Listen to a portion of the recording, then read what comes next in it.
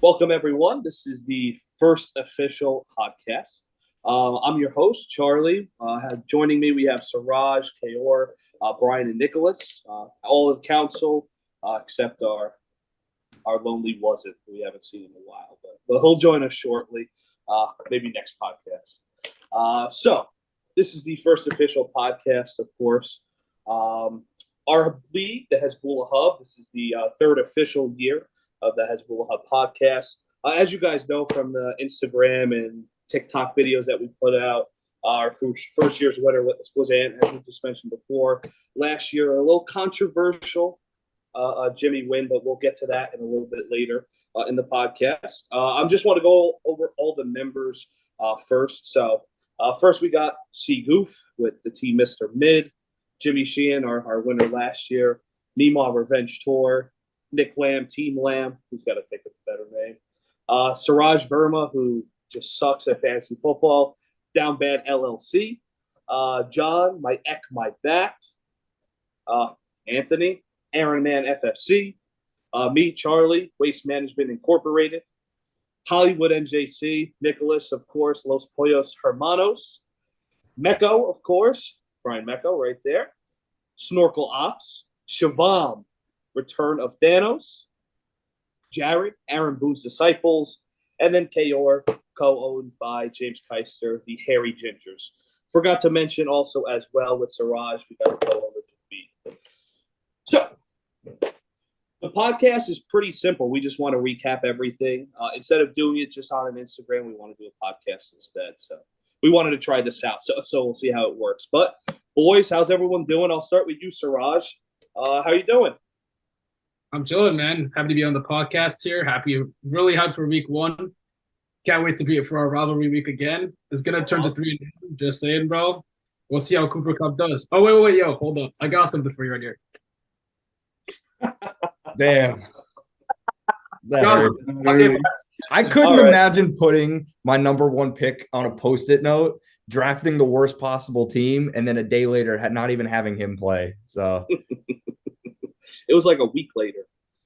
We'll talk about that. We'll talk about that later in terms of Cooper Cup. But we heard from Nick Kaor. How are you doing?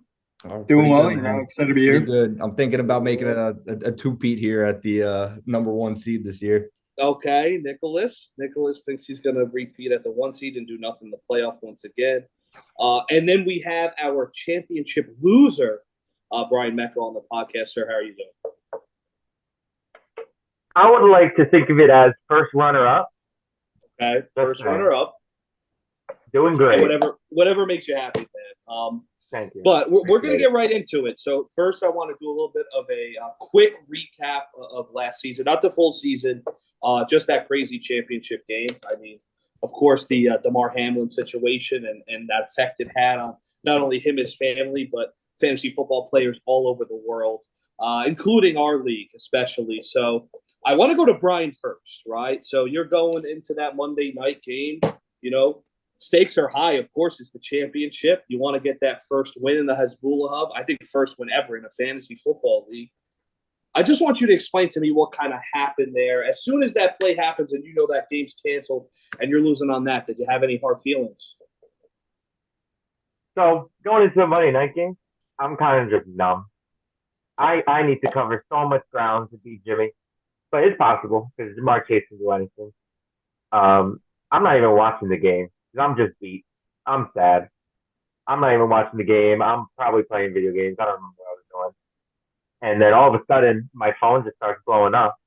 And I turn on the game, and there's an ambulance on the field. And then the game gets canceled. I don't even know what's going on.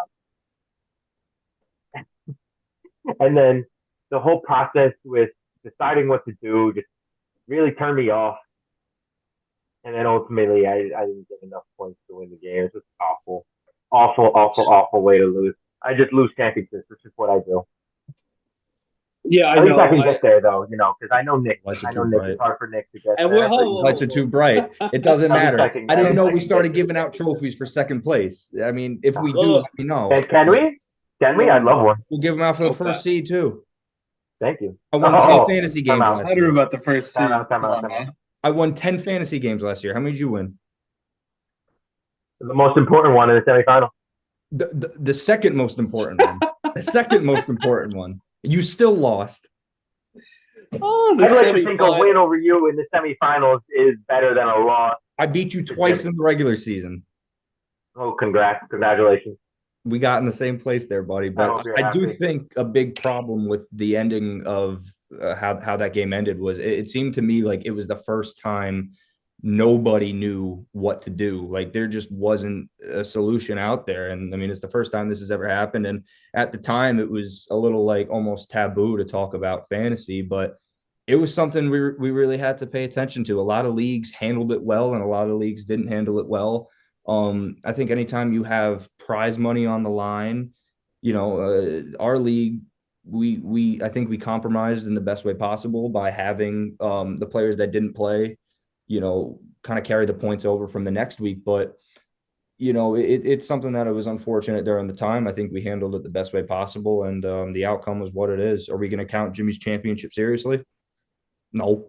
But that's what I wanted to ask you. That's what I wanted to ask you, Commissioner, because all in all, we did it as a council, but you really have the final decision there.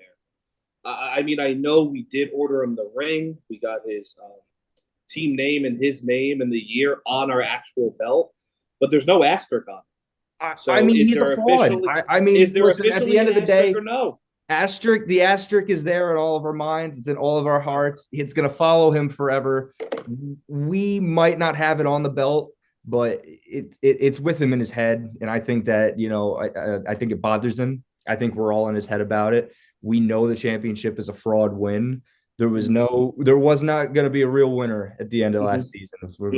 Okay. All right. Well, we're going to leave that in the past now. All right. We're looking into the 2023 season, right? So a week ago, we had our draft, right?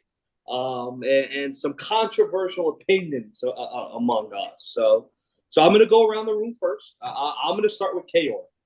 You give me your best draft, and you give me your worst draft. Draft pick, you're saying? A draft pick?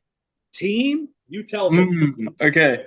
Well, I'll tell you one that surprised me the most. It might not be the worst one. All right.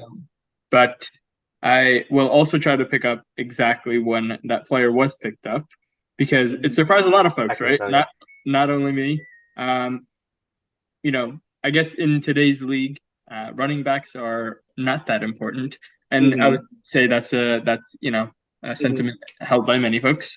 But those that are important, they go pretty early, and then the midfield is sort of forgotten about because we have other players sort of popping up. So the one that surprised me the most was Nick Lamb taking Travis Etienne.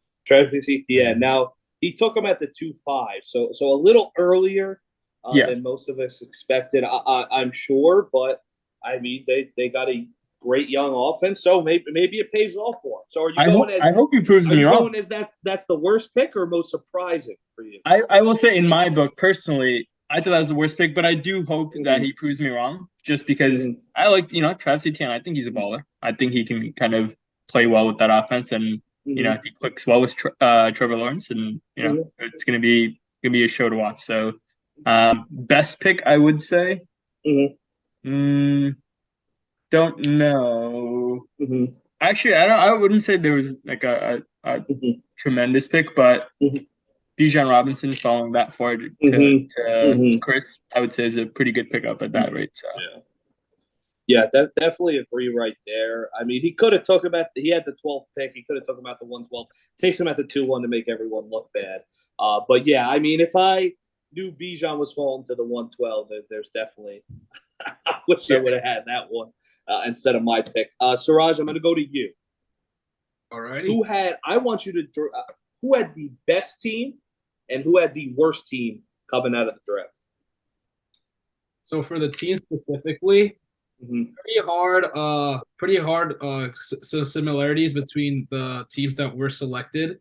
But I feel like first I start off with the best team. I feel like it's a really close tie between, I believe it was Ant, and then also I believe it was Mecco.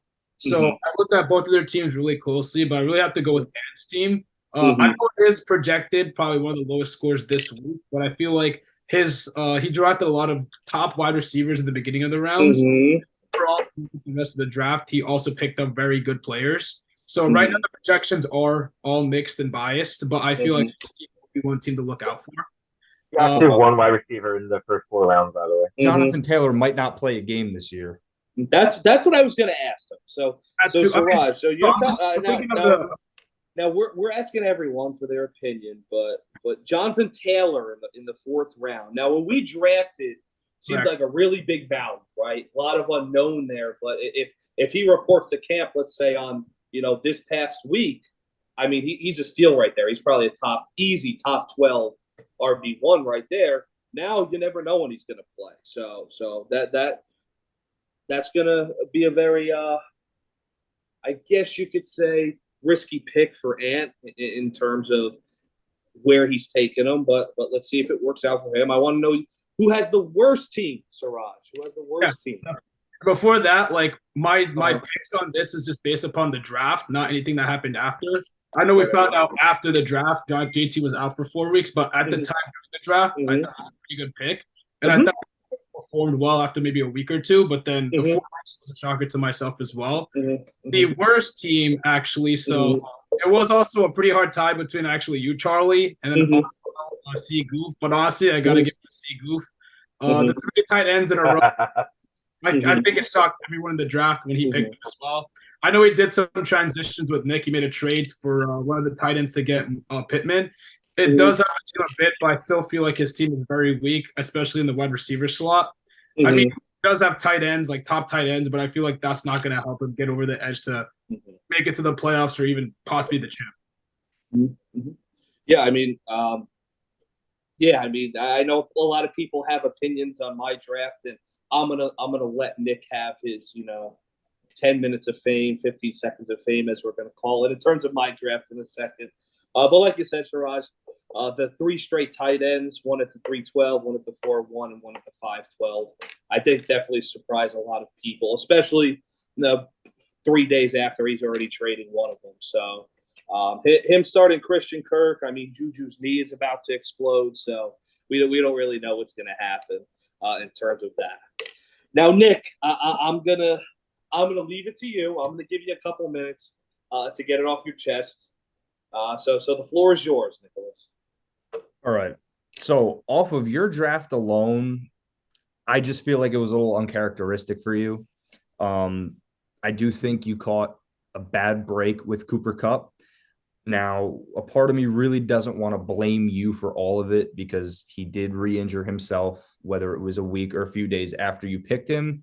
We saw his ADP just completely fall down, but we knew he was hurt going into the draft. And I remember talking with Brian, who was at the 1-1 while I'm at the 1-2. We both considered taking Kupp. He's probably the only viable receiver on that offense. You have to imagine it was, the big question, if he could stay healthy, could he post another season similar to 2021? And I think the upside with that production is alone worth the 1-4. We did know he was hurt, though. That is the big problem. When you have hamstring injuries, it's not very cut and dry for some of these receivers, especially, you look at Keenan Allen last year, who, when he was hurt, they thought he was going to be able to make the game after, and he didn't end up playing another 6 to 8 weeks, whatever it was. And, with Kupp, you have the concerns about his injury. You have the concerns about if Stafford could stay healthy. That pick alone, could you have gone Tyreek, who I thought was actually the safest pick in the first round? Sure, but hindsight's 2020. Moving on to the second round, Chris Olave, great pick. Thank you, Kaylor, by the way. I do love the Olave pick. I wanted him bad. You took him a spot in front of me. I have no problems with that pick. Even going into round 3, there I feel like you settled for a consolation prize. We all know you wanted Jahmyr Gibbs. I took him directly in front of you. Ramondre Stevenson, I mean, was he the best running back available there? I'll agree with that. But moving down your board, I'm not sure.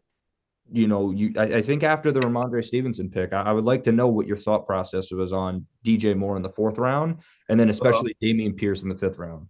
Mm-hmm. Yeah, I mean, look, Cooper Cup's tough. Yeah, I'm just here thinking, okay, he tweaks the hamstring early August, but he'll be all right. He was healthy, and then he tweaks it again. Just how the dice rolls, right? Olave, I mean, you're breaking Wasn't picture, and by the way, on the concrete, so you're smashing glass all over the place. Ramondre, like I said, yeah, like you pointed out, I wanted Gibbs, of course, but I love Ramondre. He's going to catch a ton of passes. But I mean, DJ Moore, I mean, let's just talk about him for a second. I mean, every year he is staring me in the face every year for some reason, and I can't say no to him. So he's always going to be on the team for some reason. He's always going to be on the team. Are we sure that Justin Fields is going to make that step forward with him this year? It's really not that. I mean, especially in the preseason, you saw they gave him a lot of quick stuff, a lot of yak catches. So, you know, if he could get 5 a game, I mean, he could easily go 5 for 80 and a touchdown, you know, easily. Right. So I mean, that's what you're kind of expecting. I mean, Dameon Pierce is strictly volume. The team's going to suck. The offense going to suck. But he's just going to get a ton of volume. Hopefully he catches a couple more passes. I know Devin Singletary is there, but I don't think he's going to be that big. And then the rest of the draft, now the Coronas are kind of creeping in a little bit on me. If any of you were there, you would know. And then, you know, I have, you know, Miles Sanders and you know, I was hoping for Jahan Dotson and stuff that like was the that. one that got away with it too. But it just didn't happen. You know, Jordan Addison I like, and my thought process, as you see, I took a couple rookie wide receivers. So that was really it. I was trying to. You took Jordan Addison before Jahan Dotson, which is probably. I did. You're right. think the Coronas were too strong. The Coronas were hitting me on the way back. That's what I was hoping, and then he got taken there, and I was kind of going all over the place. But that's really it. Now the biggest, you know, thing that happened was, of course, at the end of the draft, right? So of course, Nick convinces the whole entire league to start taking some backup quarterbacks because I haven't taken one yet. So Kayor, I was going to take Tua. He takes him right before me. So I said, you know what? I'm going to wait. I'm fine with a couple of people, Daniel Jones, Geno Smith. There's a couple of people I like, Kirk Chains. And then 7 of them go right off the board. So on my way back around, there's no one I really want there. So I just took Kyler Murray, stashed him on the IR, and we're starting Jordan Love. And that's what's going to happen. I mean, Jared already dropped Jared Goff. I still like Jordan Love a little bit better. But, yeah, that's really it. So I was gaslit at the draft into thinking my team was pretty bad. But I actually looking at it now with Cup injury, yeah, we're not looking too good, I'll be honest. But if we have a healthy Cup, I think we can compete. But we'll save that for the expectations of the season. Compete for the dinner, yeah. I'm not even sure you have the worst team. I'm just going to gaslight you because that's what I enjoy doing. I'm going to go ahead and give the worst team to someone we actually haven't talked about yet. I'm going to go ahead and give it to Siobhan. Oh, yeah. Okay. I'm going to go ahead and give it to Siobhan. I want to preface this first, Nick, before you talk about it.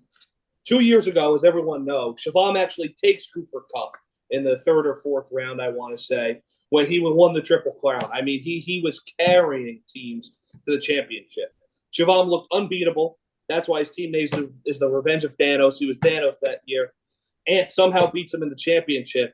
Last year, I think it got to his head a little bit. He thought he was hot shit because Cooper Kupp fell in his lap, and he literally had the worst team we've ever seen last year. So he wants some revenge. So you saying that, I think, is going to piss him off a little bit, Nick. But go ahead.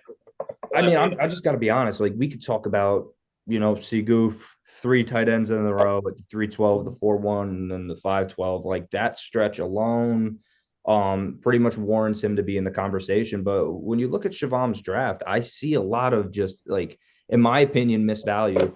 The Saquon at the 1-9. I mean, at the 1-9, Saquon, great pick. You know, that's not really the issue there. But at the 2-4, Devontae Adams with you know, that high of a pick when you could have gotten a guy like Garrett Wilson, a guy like Amon-Ra St. Brown, even Olave, Tony Pollard. I feel like you took the guy where he went from great seasons with Aaron Rodgers, great season with Derek Carr, which, say what you will about Derek Carr, he could support a fantasy wide receiver. Jimmy Garoppolo, I mean, why would you take a question mark when you have a guy that's going to be a surefire stud like Garrett Wilson, Amon-Ra St. Brown, or even Tony Pollard there? Round 3, Keenan Allen, again, if he stays healthy, it's not a terrible pick. Would I have taken Amari Cooper over him, who went 2 picks after him? Sure. But my real issue with this draft is everything that happened afterwards. I think Breece Hall at the 4-4 was, in my opinion, the worst pick of the draft. I'm not saying Breece Hall isn't talented. I think that the offense itself is going to be dynamic this year. But when I look at Breece Hall at the 4-4, off an ACL tear, he doesn't tear that ACL. He's a bona fide first rounder. The kid is talent. But I mean, the reports are coming in. He's not 100%. They signed Dalvin Cook, who is going to get a lot of the work early. I just don't think you take a running back at the 4-4, especially when guys like, Aaron Jones, Kenneth Walker are there, and even some of the receivers that fell after. I think that was a bit of a reach. I don't like the Gabe Davis pick. We all have. I learned that last year. Yes, I learned that last year. If he didn't pick him there, I mean, there's a decent chance, especially out of a few of us in here, he probably would have went undrafted. We do not like Gabe Davis in this league. Other picks, Alexander Madison, volume. I just think his team could have been a lot better, and he's bound to get fleeced a couple times this year. So, well, I want to ask you that real quick. Okay, so you're saying Breece Hall might be one of the worst picks in the draft, if not the worst. So I want to ask you, would you rather have Breece Hall or the running back you took 2 rounds later, Alexander Madison? Who would you rather have? I'm going to go ahead and say Alexander Madison. Alexander Madison. I would take Madison off of value alone. I would take Madison off of volume alone, excuse me. And I think at his price tag, he got him in the 6th round. I'm looking at a couple of the guys that went there, and I feel like what some people would consider a running back dead zone. You have a few guys around that range playing on battle offenses, but I don't really see much competition with guys with like James Conner and Cam Akers, where sure, they're not on the best offense. Sure, the offensive lines aren't very good, but if you're going to run a strategy where, you're going to take Saquon and a couple, receivers that you can trust, I'm not sure why, if you can get guys like Madison and Conner, you reach for a guy off an ACL tear in the 4th round. So to answer your question, yeah, I would take Madison. Well, no, I'm trying to kind of find the range that you think he would be good in. I mean, Miles Sanders, Rachaad White, James Cook, that kind of tier, I feel like is where you're kind of aiming for, like right after that, maybe before, DeAndre Swift and Javonte Williams, and before his running back mate, Dalvin Cook. Now I know Mecco's in the corner over there. He's been wanting to say something for a little bit. I could see it on his face. You can see it on his hat. He don't like that. You can see it on his hat a little bit. See it on his hat. So I mean, he shook his head no, so I guess not. Before we move on, I just want to say I think the worst pick in the entire draft. This is me personally, and you guys could say I have a bad team or whatever. But Chris Godwin at the 4-2, I mean, it's just absolutely ridiculous. I mean, I'm not saying Chris Godwin's a bad player. I literally had him on my team last year. I love him. I'm a Penn State guy. I love the player. But come on. Baker Mayfield is going to support a wide receiver for a whole entire season. I mean, DJ Moore, Drake London, Christian Watson, Brandon Ayuk, Terry McLaurin, Tyler Lockett. I'd rather have all those guys open. Especially when, he's usually going in like the 5th and the end of the 5th to 6th round. So I think that was one of the worst picks there, excluding Goof taking the tight ends. I think we put that on the back burner for now. But I personally think that was one of the worst picks that we had in the entire draft. But I do think that was a bit of a panic pick because I know Jimmy was a little high on Darren Waller as well. So okay, to him seeing both tight ends go back to back right before him. Okay. Kind of went back to his all reliable. He couldn't have Mike Evans just because he knew Baker Mayfield was the one throwing. So I guess he went with the best possible replacement. So well, you were the one sitting next to him. I agree. You know that information more than us. So that might have been it. That might have been it. I know that Jimmy. Go ahead. I thought Jimmy had a great first 3 picks. You know, CD, I love CD. He was on my team last year. I love Derrick CD. Henry, good. And then Amari Cooper at 311, I thought was good value. And then the next three just puzzle me, you know. Chris Godwin, Kamara, Judy. I mean, I like Judy, but now, of course, he's hurt. Yeah. Probably not going to be ready for week 1. I don't know. Javonte Williams also coming off a bad injury. And then Deshaun Watson is a question mark. Cole Kmet is trash. Worse than trash, actually. And then their kicker defense. Come on, Jim. Defending champ. I don't think this is adequate. Defending and just by looking at all the other teams as well, looking at Jared's team, I think he has one of the shakiest rosters in lineup in our entire league. Explain, KR. Lots of lots of players that I think a lot of other analysts are doubting. Ones that have performed in the past, but now are known to be either second stringers or people who are known to be reliable performers. So I'm very interested to see how Jared's team is going to be shaken up, because if you look at his depth, the people on his bench are, I don't think, that efficient in his starting lineup, right? He's got Odell, who's going to be competing with Mark Andrews and Zay Flowers, and a Lamar Jackson offense, right? Tyler Boyd got to compete with T. Higgins and Jamar Chase. You got Michael Gallup, CeeDee Lamb, no other question about it. And then you have Rondell Moore again. Charlie's got his quarterback on IR, so we'll see. We'll see kind of what happens from there. But I'll be interested to see when things start shaking up. All these rosters are going to be dealing with a lot. Something that I think James and I have personally experienced and now passed on to Charlie. So good luck with that. Thanks. We're known to be the curse and get players injured. So I'm glad this year our curse from last year, Cooper Kupp, has now been passed on to Charlie.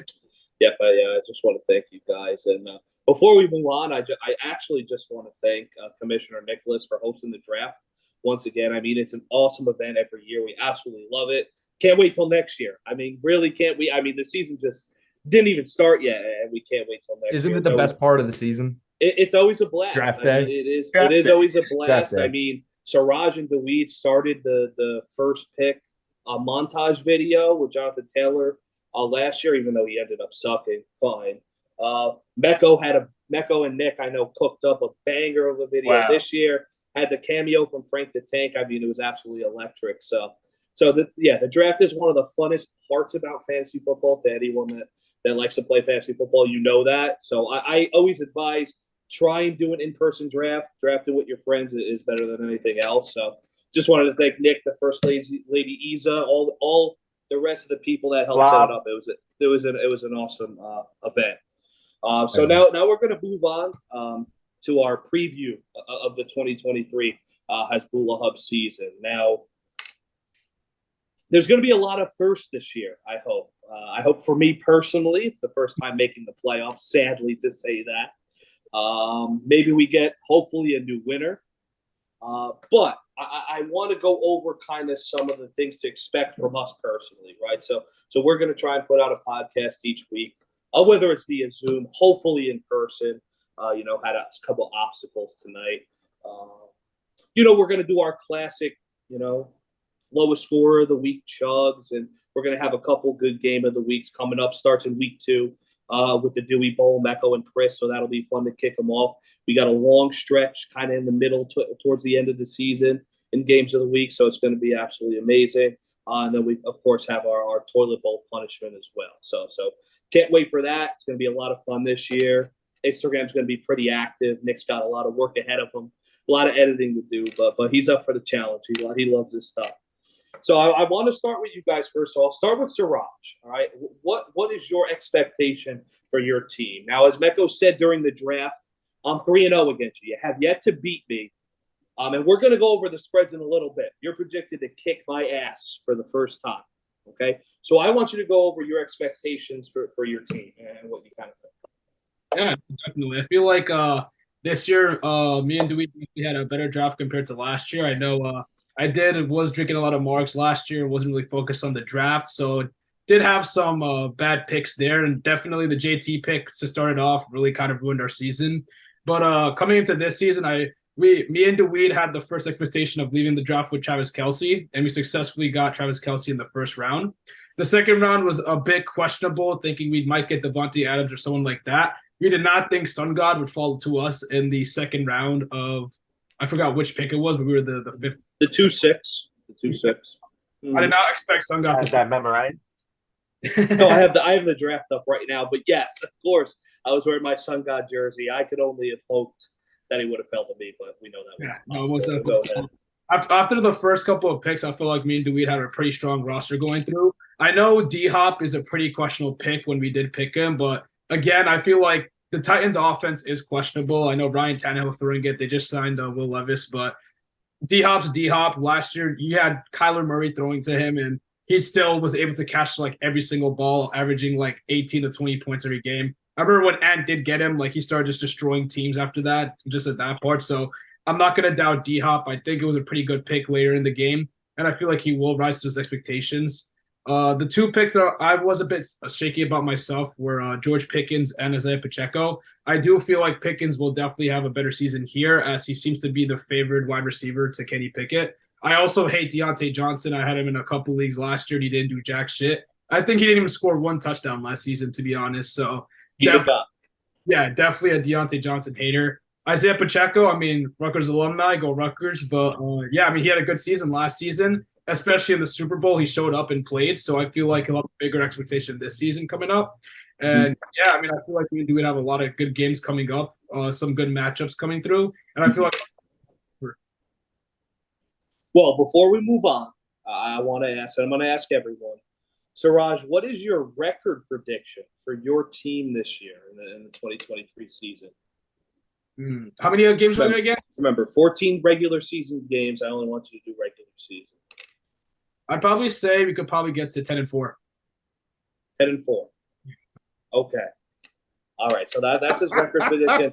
I mean, he hasn't made we're the only two teams to not make the playoffs. I don't know how many wins he's had, but that would mean he's in the playoffs. So we're going to leave it to that. All right. Kayor, we're going to go to you next. All right.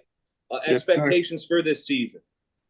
So expectation-wise, fun little stat. Ever since we joined the team, or joined the league, I should say, my team has never missed the playoffs. Okay, and after James joining, we've also never missed the playoffs. So looking to continue that trend and at least make the playoffs this year. Again, the chip's always a goal, but I would say I feel pretty comfortable in the roster this year. We've got, I think, in my opinion, the number one running back and the number one quarterback, right? So that should be a recipe for wins. But if, luck has anything to say about it, we know how it goes. And if my number one running back and number one quarterback were to get hurt, I'm sure the NFL is going to be interesting as well, right? That means Pat Mahomes and CMC are not going to be playing. So if my season is going to be interesting, that means the NFL season will be interesting. And if all goes according to the bookmakers, I think I'll be having a pretty smooth ride to the playoffs. But hey, you don't know what can happen. Two players aren't going to make a whole fantasy team, but that's kind of where all my eggs lie right now. So I'm going to kind of trust that process for me. Alrighty, well, what's your record prediction for your team? Record prediction. Let's see. I think you are going to need, 8 or 9 wins at least to get to the playoffs. So I'm going to go with a 9-5 record, and then we'll see how the playoffs go. But hoping to get off to, if we can get off to a 2 to 3 game, a little bit of a win streak, I think I'll be pretty comfortable for the rest of the way. Alrighty, well, all right, 9-5 for Kayer and James. I want to go to you, Brian. Great team last year, made the championship. Jalen Hurts really carried you there for a while. So I want to ask you your expectations for your team this season. I had a good draft. I love my draft, but number one pick's not that hard. You're gonna draft good. I have never seen a team with the number one draft pick be as terrible as Siraj was last year. But hopefully I don't follow his footsteps, because that was atrocious. And my team is actually good. I don't want to say I'm going to go with the humble, because no matter how good my team is, it's always middle of the pack. Always. Last year I had a very good team, in my opinion, and I was 7-7. Not even just an 8-6. So I'm going to go with a humble 8-6, 6 seed playoff appearance. just because that's my fantasy luck these days. Okay. So you're going with a 7-7 record. Yeah. Okay. I'm humble. Humble. We all love a little bit of humble pie. Me and Mecco have the same record actually through 2 seasons, but he's made the championship and I can't make the playoffs. But that's neither here nor there. Nick, how about you, brother?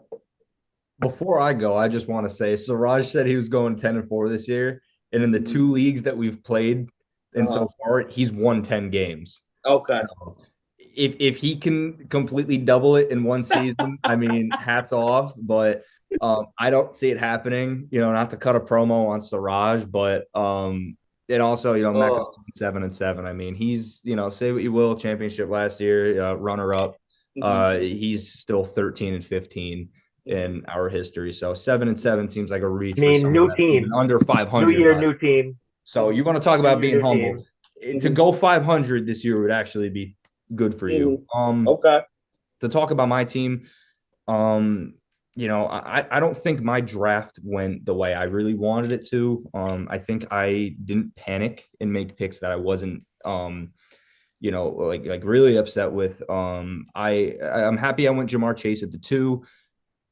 Unbiased. I do think he could, if not will be, the wide receiver 1 this year. Obviously, you got to worry about guys like Jefferson and Tyreek, but I love the pick there. Probably the pick I was most upset about was, the RB2 hole. Like I'm really not trusting Khalil Herbert going into the season on an offense that Justin Fields is going to operate with his legs, and they already have a committee of a couple very serviceable guys. I wasn't exactly thrilled with my draft. I love that I traded for Darren Waller early. If he does stay healthy, I think he's going to be the Giants, alpha for sure.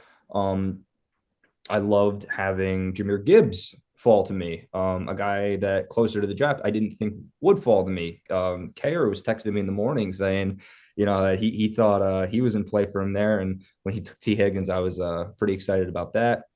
I'm going to go ahead and say this year, I'll say 8-6 this year. 8-6. I wasn't thrilled about some of the people that, I wasn't able to get. If guys like Jalen Waddle could stay healthy, if guys like, Jamar Chase stay healthy, Josh Allen minus his turnovers, I think we could be pretty good this year. All righty. Well, I'm going to go now. So, me personally, I'm just looking for a playoff berth. I mean, let's be honest with each other. I mean, first year I was 7-3. Derrick Henry gets hurt. I lose 4 straight games. I was actually tied with the 4th seed, but didn't score enough points. So that year didn't make it. Last year I'm 6-8, game out of the playoffs. So I'm right there. I'm sniffing it, but I haven't gotten to get the cheese yet. I've been caught in the trap twice. So I just want to make the playoffs. So whether that's 7-7, whether that's 8-6, whether that's undefeated, whether that's 6-8, for me it does not matter. I just want to make the playoffs. I want a chance at that ring and at that belt. I mean, we already kind of went over my draft a little bit, so I'm not going to go over that. I think my team is fine. Hopefully Jordan Love is good. Look, if Jordan Love isn't good, we might be in for a rude awakening depending on how bad he is and maybe Cooper Kupp, what his hamstring kind of does. I know he's seeing a specialist right now in Minnesota, which isn't good, right? So we'll see, but I just want to make the playoffs. So my actual record prediction is going to be 7-7. I think I'm going to go 500. I think I'm going to sneak into the playoffs based off points. I think I'm going to have some blowout weeks here, hopefully. So moving on, let's get to it, boys. It is Monday, September 4th. That means between now and February, there's football on every single week. So that means that our fantasy football season has officially now started. It's game week. All right, so I want to do a little bit of a week 1 preview. We're going to do a weekly preview, of course, every single week on here. So I want to start first, okay? I am going to start first with Nick and Seagoof, okay? So Nick and Seagoof, of course, just to preface this, we do our rivalry week, each week 1 and week 14, okay? So I've faced Siraj, Nick is facing C Goof just because he wants a free win every year. You're not slick. Kayor and James are going to face Nick Lamb.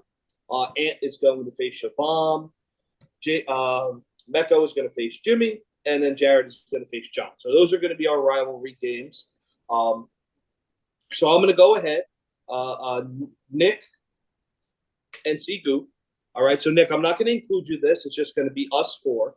The spread right now, Nick is projected to win by about 10 points. Siraj, what do you think? What do you think here? You think C Goof gets a win week 1 or Nick starts the season off strong? No, I think next again, like my preference before was C Goof did have the worst team in my opinion in the draft, so I'm gonna have to go with Nick here. All right, Kayor. Yep, I'm on the same board. I think it'll be a little closer than we expect. And I think the one person that's going to let Seagoof down is going to be Dalvin Cook. But otherwise, I do think it'll be Nick with the victory at the end of the day. Mecco? I agree with Karen. I think it's going to be a little closer than the books think because Chris was being carried by very good running back performances last year. And who knows, maybe it could happen the same way. And he's got 2 of the best in the league, so maybe they'll carry him, and hopefully he makes the decision to swap out Dalvin Cook and maybe even Juju before the week 1 starts. You could just go ahead and set his lineup for him then. That's fine. Just help him, right? Yeah, I mean, Just look, might. I mean, look, it's a Nick. You got to be kind of even keeled here. I mean, we're just trying to talk about the team. If Mecco thinks a certain way it should be a certain way, then I know he needs the help. I know he needs the help. Look, I know you're nervous. You don't want to lose the seat. Who's nervous? Embarrassing for you. He's got the. I see you over there quivering in your boots. All right. If he starts like 3 tight ends and I lose to him, let me spin the wheel. Look, he's starting 1. He's starting 1 right now. If he starts more than 1 tight end and I lose, I mean, you heard it here first. I'll spin the wheel. Alrighty. Keep in mind, one of the tight ends is yours, all right? Which one? That's true. Kyle Pitts. He's Kyle Pitts, so you traded to him. He's 4th in targets on that team. I'm so afraid of him. All right, here we go. He's the one that drafted him, but okay. I mean, my personal opinion, if this was week 14, I think I'm picking Seagoo. I think by that time, Bijan is going to be absolutely cooking. I think he's going to be easy 20 points per game, especially just looking at the schedule for Bijan, of course. In week 14, he faces Tampa Bay. I know last year they were really good. They're going to be like 3-11 by that point, 3-10. They're not going to give a crap. He might go ape shit on that. But for this first week, I do think Nick comes out with the victory. Like Kayor and Brian were saying, I do think it's going to be a close game. But I mean, I just think between Chase, Waddle, Josh Allen, Darren Waller's going to be healthy. I think Nick has some firepower going week 1. We'll just see if his team can stay healthy. So next, we're going to go to Kayor. Okay, so we're going to go Kayor and James versus Nick Lamb. About 4 or 5 points. Kayor and James are favored by. So Siraj, we're going to start with you. Who do you think comes out with the win here? Yeah, definitely. I mean, looking at it again, like how Karen emphasized before, he does have the number 1 QB and RB within the league currently, and I feel like Pat Mahomes' first game of the season, Thursday Night Football against the Lions, I feel like he's going to come out with a couple tutties on his belt, just throwing passing TDs. Going to get a bunch of points there. CMC, as always, he's a great player, great person. And, yeah, looking at Nick Lamb's roster a bit now, there are players where I feel like it's going to be shaky a bit, especially around Tyler Lockett, especially if Najigba plays. I know he did get surgery on his wrist, so he might be out, so Lockett could perform. But then it's mainly his flex spots, Cam Akers and Brandon Cooks, not really confident in those players. So I don't think he's really going to get any production from that. I feel like Nick and Kerr is going to have a good win here. James and Kay are sorry. That's all right. That's all right. We're going to go to Nick. All right, Nick. What do you think here? Well, I am going to give the win to Nick Lamb here. I do think Aaron Rodgers, Monday Night Football, home, division opponent. Listen, if he doesn't come out completely strong after Hard Knocks, after, all the hype that this team's getting, I'm not really sure what happens to that team. But at the same time, I do like some of the players that Siraj was avoiding here. I think Tyler Lockett is a surefire start week 1. I love the upside, especially against a Rams defense with, they lost their top corner in Jalen Ramsey in the offseason. I love Cam Akers when Kupp's not in. McVay said he's going to be a focal part of the offense. I look at Stephon Diggs, Travis Etienne, who should be due for a big game against Indianapolis, who probably won't really be able to keep up for long. A couple question marks on KR's team for sure. Not sure how much attention is going to be given to Christian Watson with Jordan Love playing instead of Rodgers. It's week 1. We don't know much. We can only go off of what we've been hearing. I'm still going to go ahead and give the advantage to Nick Lamb, but we will see what happens. Hey, Brian. I could not disagree more. I think this game is going to be involved in the biggest blowout in favor of Aaron James. Biggest blowout. Calling it now. Because you look at these players, the flex players, I don't think they're going to get him 15 points combined on Nick Lamb's side. Tyler Lockett, all of his targets are being stolen by Jackson Smith and Jigba. Not even playing. And then Stephon Diggs in 2 games against the Jets last year, being guarded by the best cornerback in the NFL, got 21 points combined. So how do you expect this team to score any points week 1? Unfortunately, the matchups are not good. I hope Aaron Rodgers, I'll be at the game. I hope Aaron Rodgers has a good game Monday night, but who knows? They love to run the ball. I think this is going to be the biggest blowout. Type like 140 to 90 something. 140 to 90 something. Can we bookmark that? Thank you. Let's bookmark it. 140 to 97. 97. You don't even think he touched 100. 90 something. 90 something. Oh, okay. All right. I actually disagree with Brian, but I don't agree with Nick. And what I mean by that is I actually think this is going to be the closest game of the week, personally. The biggest thing for me is even with my team, I have Jordan Love, but I have no idea what Christian Watson is going to do with Jordan Love. I have no idea, if this new look Falcons offense is going to have any fantasy implications for Drake London. CMC and Pat Mahomes, they're going to put up points. T. Higgins, that's no doubt. A great pickup. Deion Jackson, he's going to be that RB1 for at least a couple of weeks. So that's a fine flex play just on volume. I am scared for Nick Lamb. I don't know what's going on with TJ Hawkinson. Is he going to play? Is he going to not? He had like a weird ear infection / back spasm. So I don't know what the hell that was. But I hate Najee Harris. I think he stinks. I do have Jalen Warren, so maybe that's a little bias right there. Shout out Mecco, number 5 pick a year ago. And who knows? Who knows what is going to happen with Rodgers? We all want to think, hey, Aaron Rodgers, he won 2 out of the last 3 MVPs. He's going to be that guy. You just don't know. So I actually think this is close, but I do think KR is going to edge it out here. I do. I think it's going to be close, and it's going to edge it out. Mecco, sadly, we can't see it because your background's blurred. And there's the Najee Harris sticker, number 5. You took him at number 5 from last year. Look, it was a bad pick, and we all make bad picks. Look, I even think Cooper Kupp at 4 looks a little bit better than Najee at 5, and we didn't even start the season yet. Jonathan Taylor at 1. Jonathan Taylor at 1 is a hard sell right there. Alrighty, this is a game we all can talk about. Okay, the first official Hasbulla Hub Fantasy Football season. All right, this is the championship. Shavam versus Ant, as we had mentioned a little bit before. Ant does not have a kicker in as of right now. Shavam is expected to win by about 10 points right here, so I would assume that's more going to be, 2 or 3 once Ant adds a kicker. So I'm going to start with Brian here. Who do we think wins this game? I'm going to go with Shavam. Oh! I always talk about we don't really favor Shavam's team. Nick's talking about questionable pick by Devontae Adams, but Devontae Adams is going to get his. He's always going to get those targets. He's an exceptional route runner. And I think Justin Herbert, Saquon Barkley, Devontae Adams, Alexander Madison will get him some points. Keenan Allen is always going to get his targets. I just think that his team is going to outlast Anthony's in week 1, even though Anthony has Jalen Hurts and he's my crush. So, I'm going to cut you off. You said Nick Lamb's flex players might not combine for 10 points or whatever you said, but Gabe Davis and Brian Robinson will, right? I'm just making sure. I never said that. I never even mentioned his flex players. So you're just saying nonsense coming out of your mouth. talking out of your ass.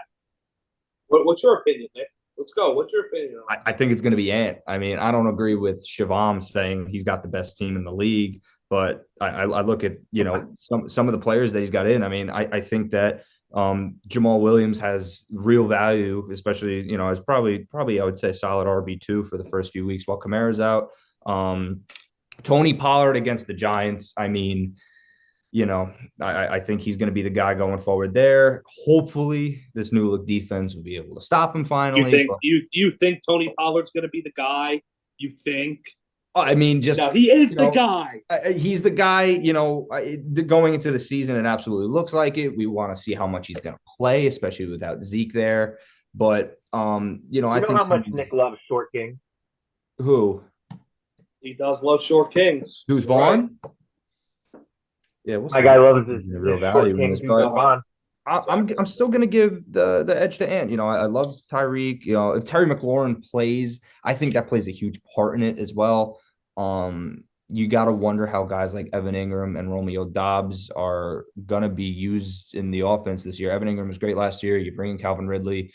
You want to wonder what his target share is going to be like. Romeo Doubs, something similar. I'm still gonna give the edge to Ant, but if some of his guys could stay healthy, I think his team should be all right. Kayor? I'm going to say this is going to be the closest matchup of the week, actually. There's a lot of scratch-outs on both sides, and by that I mean there's going to be some top performers in each of those squads. On Ants, I do mainly think it's going to be Tony Pollard. Mike Evans, I think, is going to have a really good game as well. And Tyreek obviously is going to eat. So those mixed with, again, some questionables on his side. I think, Javonte Williams is going to be one to watch. You're also going to have Terry McLaurin, again, going to be a weird matchup against Arizona. Going to see how that one's going to play out. And Romeo Doubs as well, right? Don't know how him and Jordan Love are going to connect. On Shavam's side, I do think he has a stronger squad. But at the end of the day, I do think there are some questionables on his side as well, mainly being his flex play. So I think it is going to be a close matchup, but one that will go to Ant mainly because of Tyreek Hill. Ant will probably win by, I would say, like anywhere from 5 to 10 points, somewhere in between. Siraj? Yeah, I mean, looking at it now, and I know I did mention that Ed did have the best team, but that was before we found out about the JT news. But I do agree with Carol. This will be a very close matchup. I do think it's a lot of questionable players, not just one team, but both teams. But I do think Shavam is going to have the upper hand this matchup. Like, looking at the flex spot right now, Romeo Doubs, Mike Evans, you got Jordan Love throwing to Romeo Doubs. We have no idea what's going to happen there. And then Baker throwing to Mike Evans. I'm still not sure about that end as well. And then in Shavam's flex, we got Brian Robinson. He is the starting RB to the Commanders, I believe, right? He's RB1. So that's good. Yeah, I mean, he's definitely going to get those running downs first and second downs. Yeah, so I'm not sure what how. You mean Antonio Gibson is Christian McCaffrey? Well, yeah, Antonio Gibson for the 8th year he's been in the league is going to be used by Christian McCaffrey. So we'll see, but keep going. I heard that for a Brian while. Robinson, not sure how. Come and get him. Just remember what he did on Thanksgiving in 2020. That's all that matters. Exactly. Thank you, Nick. People are still holding. Did we agree on something? Continuing, and then Gabe Davis. I know he's not a favorite player, but I feel like he's not going to have that big of an output. But I do think key players like Saquon, Devontae Adams, Keenan Allen, even Madison are going to have some spotlight this weekend. And Steve, even though he does have Hill, Scary Terry, and Tony, I don't think they're going to outperform the players that Shavam has this week. So I'm going to give the dub to Shavam. Alrighty. Yeah, I think it's Ant all the way. I think I got beef with Shavam low-key, just underlying it subconsciously. Why is that, Charlie? Care to explain? I just don't trust his team. I mean, Herbert, maybe he has a bounce back with all his weapons healthy, but I don't really know. I mean, Jamal Williams is like the only running back in that backfield now. Kendre Miller's hurt with a hamstring. Alvin Kamara, of course, suspended because he can't stay out of jail and stuff like that. But what are you going to do there? I mean, Saquon, of course, we love Saquon, but I don't know, man. I just think I really think that This team stinks. Aaron Mann FFC is going to win that game. I mean, he's projected a lot of points, but I think literally by week 4, if he had this same roster in here, he'd be projected 115, 112, something like that. But look, he may prove me wrong. Maybe it is the return of Thanos, but he showed us nothing last year to convince me that he's going to. Listen, he might be showing you how to chug it if you continue to smack talk, man. I believe he showed us enough. He was He our definitely showed us champion enough. last year. No, he was our chug champion last year. Now, I just want to get it out of the way here. We're going to do me versus Siraj and the Weed, our week 1 matchup. So I'm going to leave it to Kayor. All right, you go first. Me and Siraj will stay out of it. You're up, Kayor. Got 2 mute moves. Okay. I gotta look at your matchups real quick. Again, I think this one's been brewing all off season. You know, this is what I'm excited for this week. It's been a lot of talk back and forth. Projections right now are pretty slim right now for Charlie. It's 116 from Waste Management Inc. to 130 at Down Bad LLC. So Charlie, you got a mountain to climb, my boy. And you know, this is a projection, I think, with Cooper Kupp in the lineup. So once you take him out, you're climbing the Himalayas, my boy. It's gonna be a rough one. I think you know, looking at both teams, again, lots of questionables, I think, on Charlie's side. But you know, Dawid and Siraj have a core, I would say, to get them enough points, I think. More than the projected 116 for sure. So I'm going to go with Siraj on this. But hey, listen, I'd love for Charlie's team to win this. This would be an immense turnaround, and one that I know the whole league would be ecstatic for, especially for it to happen at week 1. So I'm going to be keeping a close eye on this one. But projections-wise, I'll go with Down Bad LLC in this one. Well, I just want to let everyone know before I call on Brian that Nick just sent me a trade to try and come get Cooper Kupp.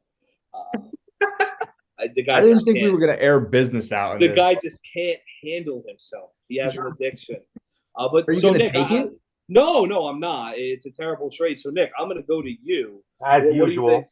What do you think is the projection going to be? Well, what's your prediction? I'm a little upset you rejected the trade and didn't counter it.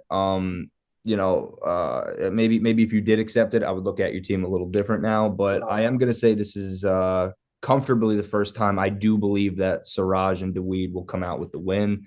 I did think that the streak had to end eventually. Last year, it just wasn't close. It wasn't close at all. Siraj having the number 1 pick, it probably drafted the worst fantasy team possible. This year, I do think that his team got a lot better, and I firmly do believe it's better than your team at the moment.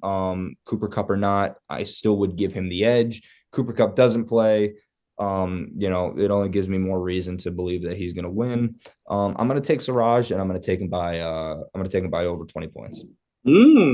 Okay. But you do have time for week 1. Send me an offer. Prediction. Make it something that can't there, refuse. Nicholas. All righty. I'm gonna take Siraj over 20 points. First time he's gonna beat you. He's gonna be popping bottles, sparkles and champagne. Just riding high. All righty. And we're gonna go to Brian. Yeah, this is the most anticipated matchup in week 1. Everyone's waiting to see this one because Charlie just can't stop talking trash. He just can't. And why would he?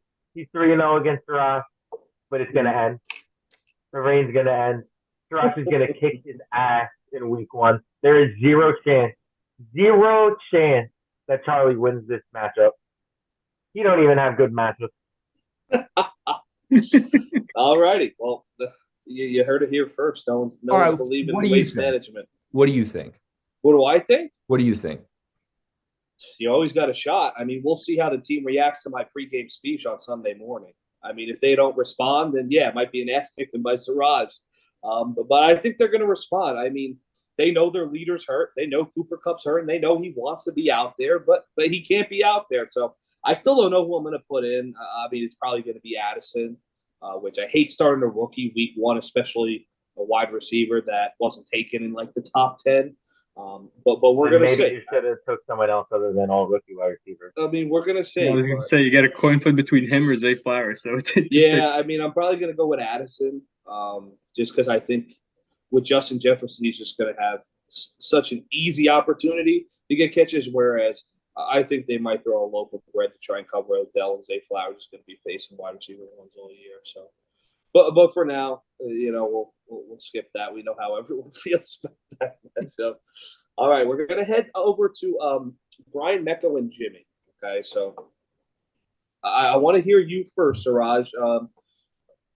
Mecco is projected to beat Jimmy by about 12 points, 12, 13 points.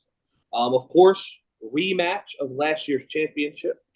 So who do you think comes out with the victory week 1? Yeah, sure, definitely. So again, like I did mention, Mecco was one of the teams that I did think he'd have the best team. So I think this is probably going to be the biggest blowout of the week between Mecco and Jimmy. I do think all of Mecco's teams are just going to come out crazy week 1. He has players like Justin Jefferson, Devontae Smith, Calvin Ridley. I think Calvin Ridley pickup was really good on his end. Definitely wanted to pick him up, but got away too quick. And yeah, a lot of questionable players on Jimmy's end, especially his flex. So Chris Godwin, Jerry Jeudy. We don't know if Jerry Jeudy is going to even play. So if he loses him, that's another key component. Chris Godwin, again, not a big Baker fan. We have no idea how he's going to be. Javonte Williams, I don't like the Broncos at all. So I feel like they're just going to do shit this season again, just with Russell behind the quarterback. And they also have Samaje Perine behind Javonte Williams, who I think is actually really good at running back. So I see carries for the first game and Javonte Williams not delivering as well.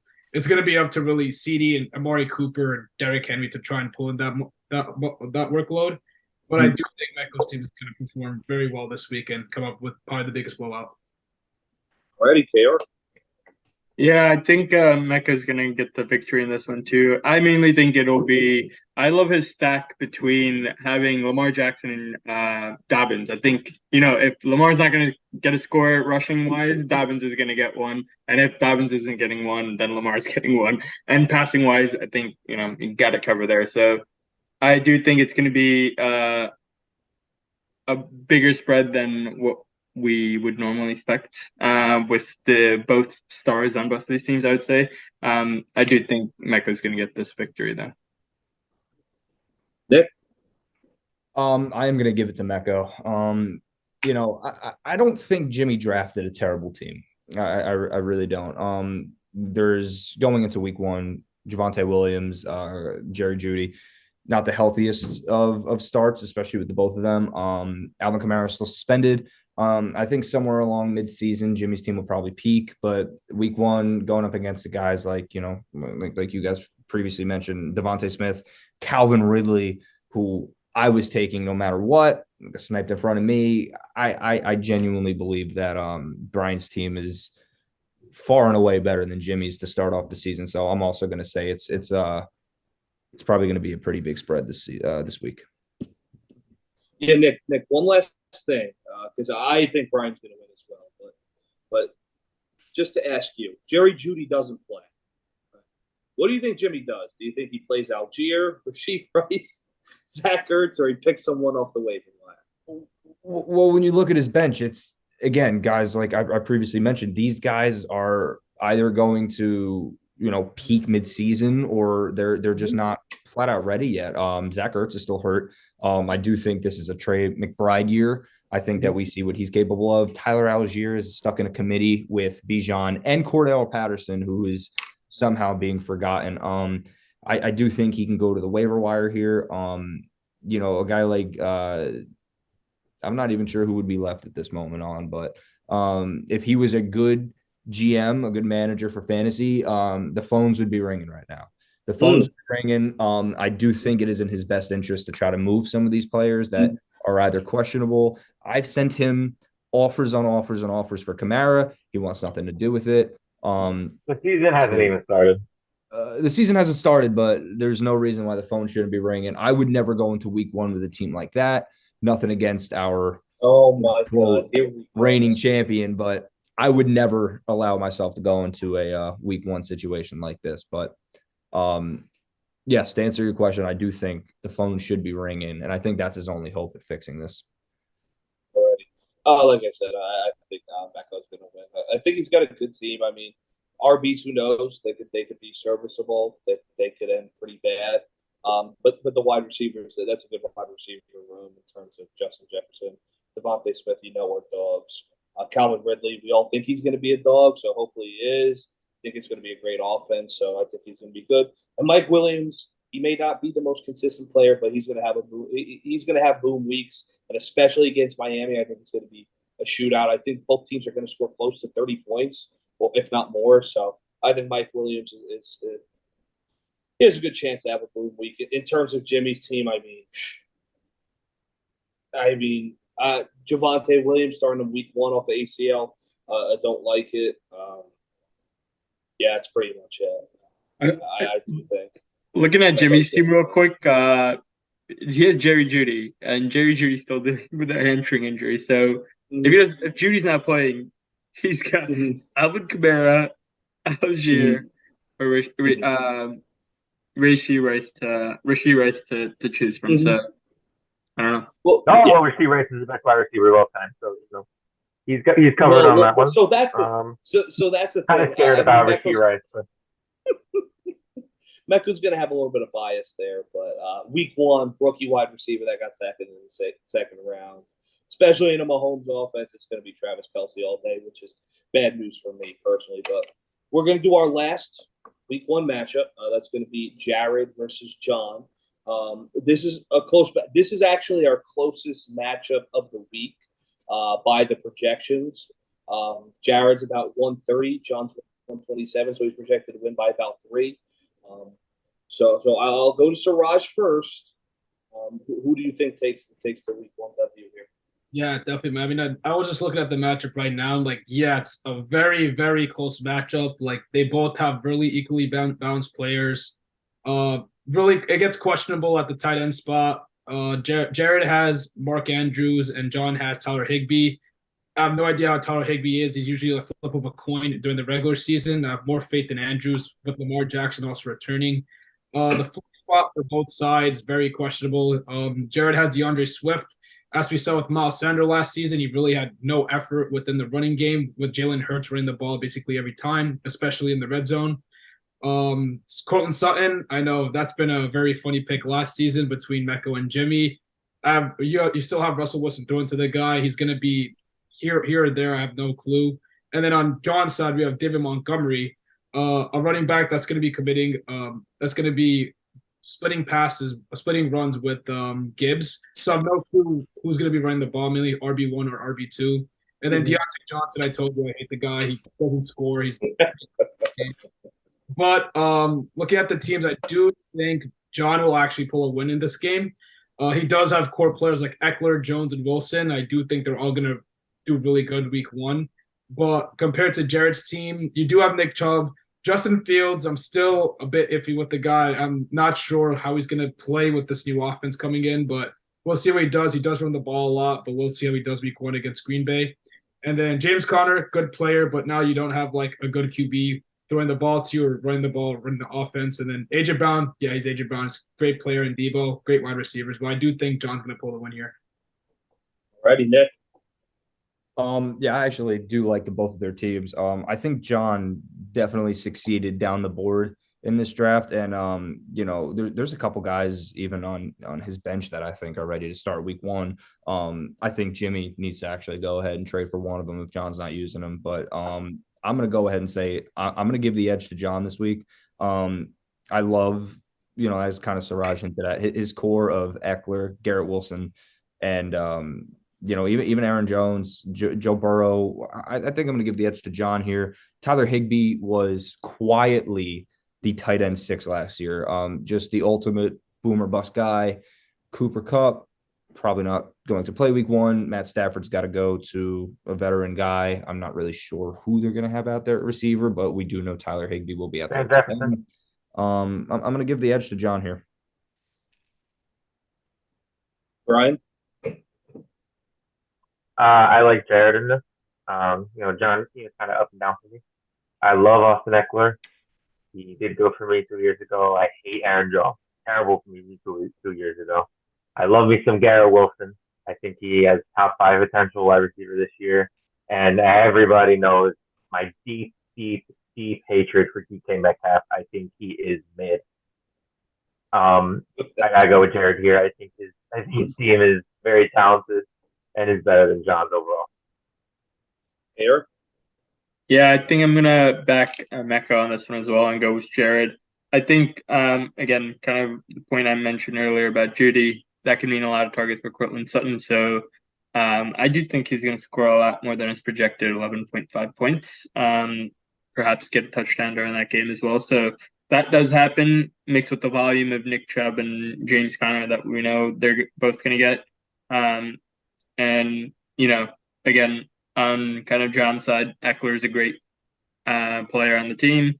Yeah, Garrett Wilson, who I also agree with Mecca, is going to be a top 5 wide receiver this year. So, but again, I think his downfalls are going to be Aaron Jones, David Montgomery, and especially Deontay Johnson. I think those three are probably going to be the reason why I think that Jared is going to win, and John is going to ultimately, suffer a loss at the first one of the year. Yeah, and I just want to piggyback off of what Nick said a little bit earlier in terms of Tyler Higbee being a boomer bust. I think he just threw it out just to say something cool, but he's actually 100% correct. I meant that. What do you mean? I looked like we know that. In games where he played over 78% of the snaps, tight end 8, tight end 50, tight end 34, tight end 5, tight end 9, tight end 33, tight end 27, tight end 9, tight end 2, tight end 37, tight end 22. So he is a little bit of boomer bust. I think especially if Kupp is to miss, I think the only person Matt Stafford trusts throwing to is Tyler Higbee. So I think he actually is going to have a big first week. I actually think John is going to win. I like John's team. I love Garrett Wilson. I was praying he was going to fall to me, but that was kind of a wet dream there. I know Siraj hates him, but I actually like Deontay Johnson. I think he's a great PPR flex play all the time. He's going to get targets no matter what. I would actually personally start Jahan Dotson, especially if Terry McLaurin misses. But that's up to John. It's his team. I absolutely hate Jared's flexes. DeAndre Swift and Cortland Sutton do nothing for me. Mecca was talking about, I forget who it was, Brian Roth, I don't know who we were talking about, not scoring 15 points. If these guys score 10 points combined, I'll be surprised. I don't like them one bit. I don't think Cortland Sutton's a good football player, personally. I think DeAndre Swift is good, but I think Philly uses too much of a back by committee. So I don't think he's going to go around the – I mean, Mecca, do you have something to say? Or are you just smirking? No. Yeah, I think Mecca's falling into his own problems of talking out of his own ass, because I hear every reason that you're explaining why John's going to win, and he just sits back knowing he picked Jared, and for no reason. He just picked Jared for no reason. I told you why. Jared has a better overall team. Yeah, because which is everyone's opinion. Your opinion sucks. I mean, it's your opinion, but it's terrible. Look, Mark Andrews is expected to play, so look. He's got players that if they have a boom week, I mean, John pretty much has no chance. I mean, if Fields, Chubb, AJ Brown, and Mark Andrews do what they do, they could easily combine for 100-something points easily. Yeah. So there's a chance there. I do like John's team. Like Mecca was saying, I don't really like Aaron Jones. I mean, he's decent, but. I'm a DK hater too, so I don't like him either. But I think the rest of his team is good. I think Cooper Kupp is going to miss week 1. We all know that. That's going to help Tyler Higbee in his tight end slot. So I do think John's going to win that one. So that was our recaps of the week 1 rivalry games. We're going to do that every single week. Now, I just want to go over something real quick. This is just going to be real quick for us. Does anyone in here have maybe a start-sit question that they want to go over, or maybe a boom bust player that they like in week 1 that they don't like in week 1? I see, Nick, you're kind of shaking your head a little bit. So 100%. You tell me. I mean, not to jump anybody here, but I sipped the Kool-Aid this year 100%. Michael Thomas. We will never see production from him like we have in years past. Is he healthy is the main question. He's 30 years old. Obviously, he has regressed. My main question is, does he provide season-long value at flex. I obviously know Chris Olave is the top dog on that offense now. He's going to stretch the field. Derek Carr, like we said, have said before, I think he's a better fantasy quarterback than he is an NFL quarterback. So I do think he can provide good value for Thomas as a quarterback. The main question is always, can he stay healthy, and will he provide that flex value? What do you guys think? Because I'm gonna. Well, I just there's one thing I do want to go over with you. So you said you think Derek Carr is a better fantasy quarterback than NFL quarterback. As far as helping, like you have a great season from being able to support wide receivers. Yes, I do believe he can support a fantasy wide receiver. Okay, because I was going to say he's nothing but mid in terms of, let's just go over. He's been QB 20, 14, 12, 19, 20. I mean, he won't start on my 13, team, 17. But do I trust him that he will get Chris Olave the ball? 100%. Do I trust him that Michael Thomas stays healthy? Can he get him the ball? 100%. Alvin Kamara, do I think he'll get PPR value again with Derek Carr? 100%. I mean, Olave was, a rookie of the year candidate with Andy Dalton last year. Derek Carr is a monumental upgrade, no matter how you look at it. And I do think that if Michael Thomas stays healthy, with Olave stretching the field, with Alvin Kamara being a threat, a couple of these tight ends that they use, does Michael Thomas, does the offense open him up to maybe eating that middle short field where he can be value in PPR? I'm gonna say not for season long. I totally agree with Brian, and I'm gonna let him go. Yeah. But not a shot he gives you more than not season long. But I mean, it's too risky to me to have him as your only option for flex, which is probably not going to be the case for you, Nick. I get it, but at least for week one, I do like him though because the Tennessee defense is terrible against wide receivers. I think he will be able to get at least some targets and some receptions in the mid tier of the football field. So I think that he's a viable start. So who knows what's going on in the Titans secondary? Caleb Farley is a big question mark. He has all athleticism in the world, but who knows if he's even playing? His father just died, so I think Michael Thomas can definitely get his. In week one, but not in the full season. I 100% forgot about that. That did happen. I do think Thomas's role is going to be very similar to what we saw with Adam Thielen and Justin Jefferson. You have young, talented wide receiver who's going to be probably leading your team in targets. So you got to be there for a support veteran type of player, right? Who can be trusted in the red zone, probably most likely, and still going to have, I think, a very sporadic sort of performance throughout the entire season. So I definitely agree with you guys. I can't trust him putting him in that flex every single week. But, when it comes to big games where the Saints are going to probably get in the red zone a lot, Michael Thomas might be that guy because in his prime, he was that guy, right? Like you knew he was going to get targets and you knew he was going to get that, fade right in the end zone and see if he's going to come down with it. More often than not, he would come down with it. So, combination of having Derek Carr and having that veteran presence on that offense, I think could go a long way, especially in those kind of key matchups down the road. Anyone else got any that they want to talk about? Yeah, so I guess for Michael Thomas, I do agree that he is very injury prone. I don't think he's playing every game this season for sure, but I do kind of see he could get a bit more productive within the red zone specifically, just like Kieran mentioned. But Chris Olave is going to have the top corners on him the whole time now, and Michael Thomas can be that secondary person to throw to. So I feel like with Derek Carr in the backfield, he is going to be throwing it to Michael Thomas. There might be those games where he does have a boom game and gets a TD or maybe even two.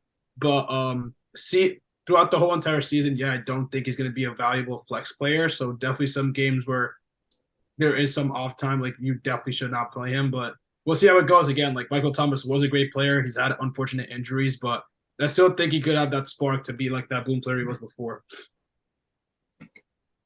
I have two other players who I want to kind of pick your guys' brains about real quick is Odell and Tyler Boyd. I think both of them are in a similar position. They're in an offense that's sort of, I would say pass heavy, so to say. They have good quarterbacks that are going to make good throws, but at the same time, I think they're in a competitive field.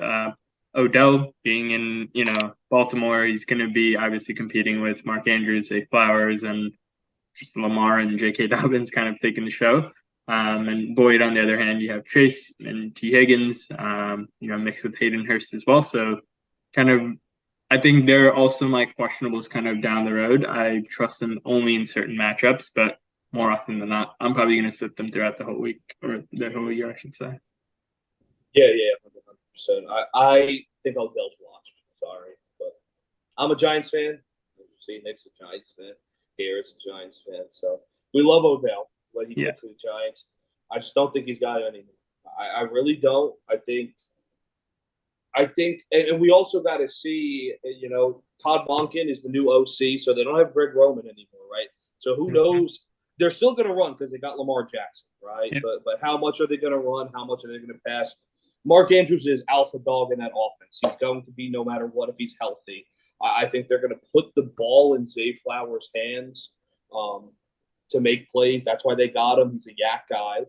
I think Odell, and they still have Rashad Bateman, but he's never healthy. I think he's going to play more of that Rashad Bateman role. He's going to go deep. He's going to be on there for big plays. So I don't think he's really going to be a target hog. He may have some big plays. In terms of Tyler Boyd, he's always going to be that third option in a good offense. He's always going to have 3 to 4 really, really, really boom weeks where he's scoring 25 points. But you never know when to play him. That's the first thing. And he's never going to have weekly value unless one of them gets hurt. Now, if Jamar Chase or T. Higgins misses times, you're going to be able to start him. But for right now, I mean, he's good if you're playing in like a best ball league. You don't have to set your lineup. And he's just those boom weeks, you're able to slot him in the lineup. But in terms of that, I mean, I want to stay away from both players. I don't think I have them on any single team. The reason I asked that, the main reason I asked that is because Jared has both of them on his bench. So it's going to be a very interesting season for him. Yeah, I mean, it's tough. Like we were just talking about, like he's starting DeAndre Swift and Cortland Sutton. I mean, if Jerry Jeudy doesn't play, you just kind of take Cortland Sutton because you think they're going to have to throw the ball to someone, right? They have Marvin Mims, but he's a second-round rookie, so who knows how he's going to, be in his first week. Like I said, I'm scared of my rookie wide receivers in my first week. They got taken in the first round. But yeah, I don't like DeAndre Swift at all personally. But based on those options, I would play DeAndre Swift and Cortland Sutton. Anyone else? Anyone else have anything on that matter? No? All right. The one thing I wanted to bring up is I was just kind of looking at the spreads and everything. And I think the Minnesota Tampa Bay game is over-unders at 45. Minnesota is at 45 and a half. 45 and a half. I know I was talking shit about Chris Godwin earlier. I think he has a really, really, really good game. The Minnesota Vikings cannot cover no one. Daniel Jones toasted them for 375 in the playoffs. They didn't add anyone. They didn't add anyone of importance to that room. They don't have Patrick Peterson anymore. He's in Pittsburgh. So I think, like KR was saying earlier, I know he had mentioned earlier, Mike Evans is going to have a boom week. I think Chris Godwin, even though I was talking a little smack about him earlier, about him being picked, I think he has a great week one. And that really does go for the Minnesota wide receivers as well. I think the game goes over. Whether that's Alexander Madison or it's probably going to be Justin Jefferson, Jordan Addison, TJ Hawk, whoever may be playing. I think that game's going to go over. So I think that's a boom game for a lot of people other than your typical, Chiefs, Lions. But that's really all I had. I think that's a good game that's going to boom. One player, and actually two players I'm very interested in is, of course, you have Garrett Wilson and Chris Olave, who one's on John's team, one's on my team, where they showed as a rookie that they can be a solid wide receiver one, both in fantasy and real life. But a couple of them, and one that may be forgotten is one that's on KR's team. And I think he actually has both of them, Drake London and Christian Watson. Yeah. I think both. I mean, if they have that second year boom and Kayor drafts them in, I think it was maybe the 5th round and 6th round instead of me taking Chris Olave in the 2nd round, and I mean, he has a chance. They have a chance to really boom, depending on how Jordan Love plays and depending on how Desmond Ridder plays. I mean, they got taken high for a reason. I know Christian Watson was in the beginning of the 2nd round, but they took him high in the 2nd round. I mean, Drake London was what, the 8th overall pick, I want to say? 8-9, one of the two. 8-9, one of them. So I think if everything goes right for Kayor, they can really boom, right? At the end of the season, he was kind of, catching fire a little bit, getting used to it. Now, Kyle Pitts wasn't playing, but I think a full off season of him and Desmond Ridder is going to get them. So, and Bijan in the running game is going to take a lot of pressure off them as well. So I think those are two boom plays for the rest of the season. I don't really know how they're going to be the first week, but I think they can really boom. I think they're both good players. But anyone got anything else? No? Alrighty, guys. Well, look, that was pretty much the podcast. I know we went really, really long this time. The main reason we went really, really long is we had to do a bunch of recapping and introducing that we won't do every single week. I mean, every single week we're going to recap the past week. We're going to do, a preview of the next week, and that's pretty much it. That's pretty much it. So one thing I did want to mention before we do sign off for this podcast, I'm going to leave it up to you guys. I know Nick is going to kind of, stitch and edit this a little bit. Give you the good stuff. So, Nick, where are you going to post this? TikTok, IG, YouTube? What are we doing here? Well, for this one, I'm definitely going to go ahead and watch it back. I'm going to see how much of the footage we can put on the Instagram. The TikTok, we want to get started up again. Last season, I think we all did a really good job coming together and really molding this league to what we all have, high hopes for. Putting content out there is something that all of us have been able to do lately. Between starting with the chugs, the game of the weeks. If we can put this on a YouTube weekly and have some clips for Instagram, it'd be fantastic. Right now, I definitely will 100% guarantee clips from this will be on the Instagram. If this episode makes it to YouTube, fantastic. If it doesn't, our in-person ones in the future 100% will. And we're going to take this week by week, and hopefully we can make this something special where we include other members in the league as well. Gotcha. Yeah, and that's what I was going to say in a little bit. I wanted to throw some ideas out. The reason I'm asking where you're going to post it is we were talking before we hopped on here about, we want to do something a little bit different. So in between the recap of the previous week and the preview of the next week, we want to do a little bit of a segment. So that's up to you. We're all in a survival pool together. So he's thinking maybe, we'll do all survivor pick of the week. Maybe if we do end up doing it before the Monday night game, maybe a DFS lineup that we all create together. A pick 'em, pick a couple spreads that we do like, a couple of bets that we do like for this upcoming week, which I know we all love to bet. Well, no time like the present. Let's do it right now. Why not? All right. Well, let's go. I mean, you could give me your best bet of the first week. I actually have a couple. I'll rattle off a couple of my season-long bets that I really do like. I do love Nick Chubb to lead the league in rushing yards. I think we know Kareem Hunt, he's getting at least 25 carries a game. I do like that. I like TJ Watt to win decoy. I know Micah Parsons is coming, but I think TJ Watt, all the dude does is sack the quarterback, and he's going to have a ton of sacks this year. I think Jalen Hurts gets an MVP this year. I like that bet as well. Sorry, I'm not giving you the odds. Nick Chubb, rushing yards is plus 450. TJ Watt to win decoy is plus 850. I also like him for most regular season sacks. I think that's the better bet than him for decoy, because you never know what Michael Parsons. This is going to contradict my fantasy football first round pick, but I think Tyreek Hill leads the league in receiving yards this year, plus 950. I think Amon-Ra St. Brown leads the league in total receptions, plus 1,200. And I like Jalen Hurts to win the MVP, plus 1,200 as well. I think those are all bets I'm going to place. I don't know how much I'm going to put on them. I may put like 10 or 20, depending on it. And my sleeper winner of the division is if you do go on DraftKings and bet on DraftKings, the Green Bay Packers to win the NFC North. As much as I like the Lions, I mean, the Packers were winning some games, and Aaron Rodgers had a bad hand, and he could barely throw the football. I think their defense is stacked. I think it's going to keep them in games. If Jordan Love can just be a serviceable quarterback, I do think they have a chance to win it. And plus 400 is a lot of value just for one division. So I do think they have a good chance to win. Now, they may end up in last place. They may win literally 3 games this year, for all I know. But I do think they actually have a decent chance to win. But I'll show the floor to the rest of you. You let me know yours.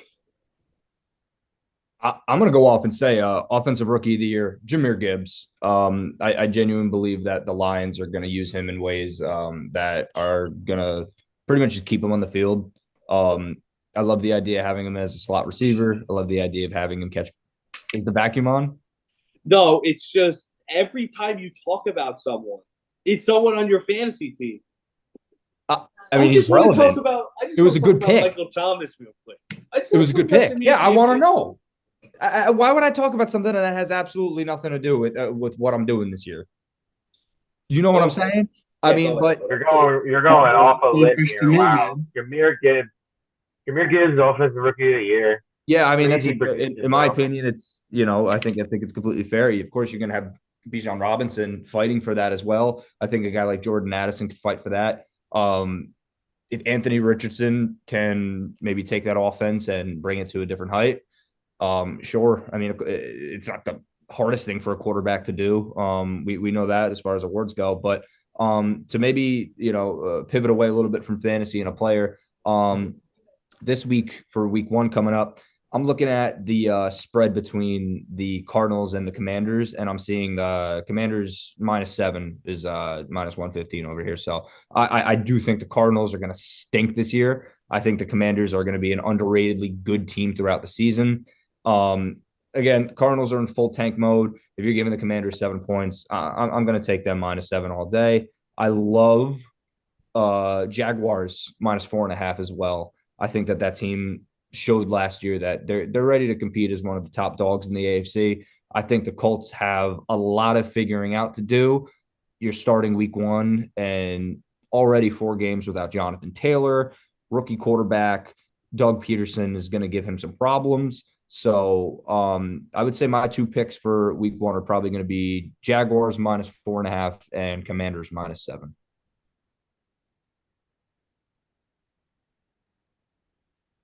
I'm just going to give one real.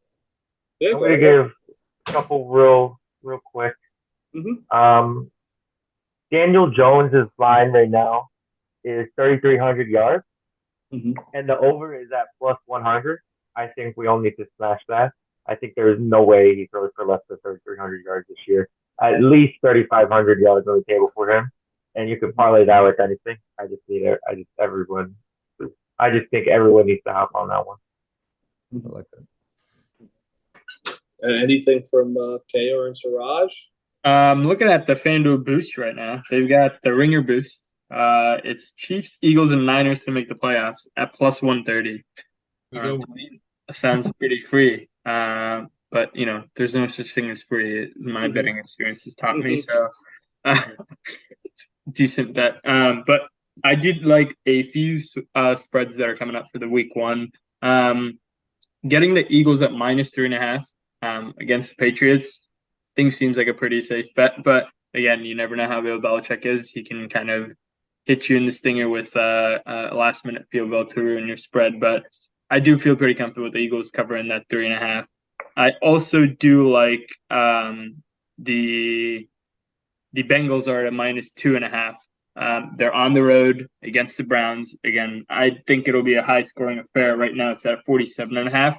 If I were to combine it, I'd probably take a combo bet of them covering the spread at -2.5 and also the over on the total points there. So those would be, I would say, my 2 best bets for week 1. But again, I feel like I try to avoid a lot of bets week 1, probably just test the waters a little bit, just go money lines, jump into the spreads and stuff kind of later in the week. So we'll see how it goes. Excited for it nonetheless. Yes, Siraj, you got anything? Yeah, I mean, I haven't looked at the app like at all like today, but looking at it right now, one of the big matchups that I see are the 49ers against the Steelers. The current spread is the Niners -2.5. I think the 49ers came off really strong last season, and unfortunately in the playoffs, they had those QB injuries and devastating loss there. But I do think they're going to come in again this year with a really strong offense and really strong defense as well. So I would take the -2.5 for the 49ers. I definitely do think they'll get over the edge on the Steelers. And the second pick I agree with Karen on the Bengals. I feel like the Browns are still a bit iffy with Deshaun Watson in the backfield. We still don't know how he's going to coordinate the offense. Last year when he started playing again, he looked really awful. So we'll see how he comes in. But I'm a big Joe Burrow fan, so definitely Bengals -2.5 and 49ers -2.5. Yeah, I mean, I like those picks. Like I mentioned earlier, my last little thing for this week. I know I gave you my year long that I like. I like the Bucks Vikings over. I really think that they're going to score a ton because I don't believe in the defenses at all. I know the Bucks they do have some defensive players, but I think they're going to be uninterested when they see Baker chucking interceptions. But my main one, and this might be a homer pick. I like Kayor said, it's tough week one to really get the spread. Vegas is good at what they do, but they're kind of basing a little bit off of last year and a little bit off the unknown of the offseason. But so sticking to money lines is really key in terms of the first week. But I love the Giants +140 to win Sunday Night Football. Finally, a big game for the Giants. Like Mecca was saying earlier, it's Daniel Jones' years. They're going to have a healthy Darren Waller 100%. I think Saquon has a great game. I think they come out +140 if you want to. You can take the spread +3.5, but I like them outright 100%. So that's my final little tidbit. Anything else? No. So like I said, we went a little bit longer, but this is the first of many, hopefully. So we hope those of you who have listened and got here to the whole thing, which I know is long, so hopefully Nick cuts it up a little bit. We thank you. So the first of many of the FF Pod. Peace out, everyone. We appreciate you listening.